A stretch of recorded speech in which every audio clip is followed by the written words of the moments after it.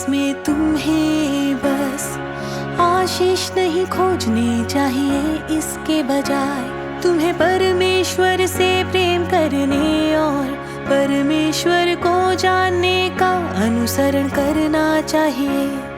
परमेश्वर के प्रबुद्धता के माध्यम से और अपने व्यक्तिगत अनुसरण के द्वारा तुम्हें उसके वचनों को खाने और पीने, परमेश्वर के बारे में सच्ची समझ विकसित करने और अपने अंतरतम से आने वाला परमेश्वर के प्रति सच्चा प्रेम रखने में सक्षम होना चाहिए।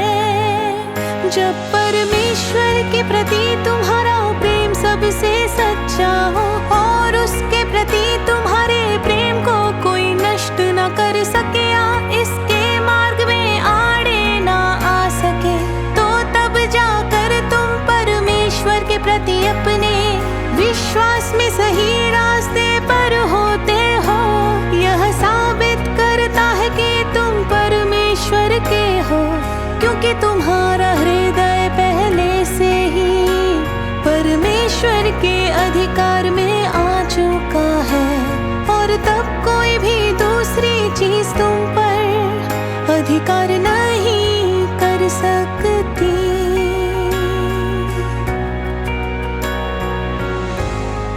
तुम अपने अनुभव, चुकाए गए मूल्य और परमेश्वर के कार्य के माध्यम से तुम परमेश्वर के लिए स्वतः प्रेम विकसित करने में समर्थ हो जाते हो। और जब तुम ऐसा करते हो तो तुम शैतान के प्रभाव से मुक्त हो जाओगे और परमेश्वर के वचन के प्रकाश में जीने लग जाओगे।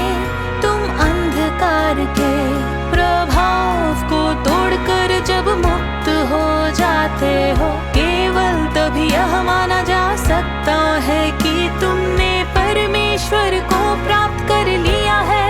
परमेश्वर के प्रति अपने विश्वास में तुम्हें इस लक्ष्य का अनुसरण करने का प्रयास करना ही होगा। यह तुम में से हर एक व्यक्ति की जिम्मेदारी है। तुम में से किसी को भी वर्तमान स्थिति से संतुष्ट नहीं होना चाहिए। तुम परमेश्वर के कार्य के प्रति तो मन नहीं रख सकते और ना ही इसे हल्के में ले सकते हो। तुम्हें सभी पहलुओं में और हर समय परमेश्वर को अपने मन में रखना चाहिए और उसके लिए सब कुछ करना चाहिए।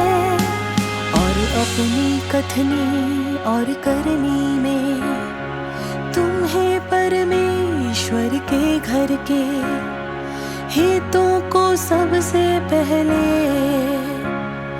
रखना चाहिए।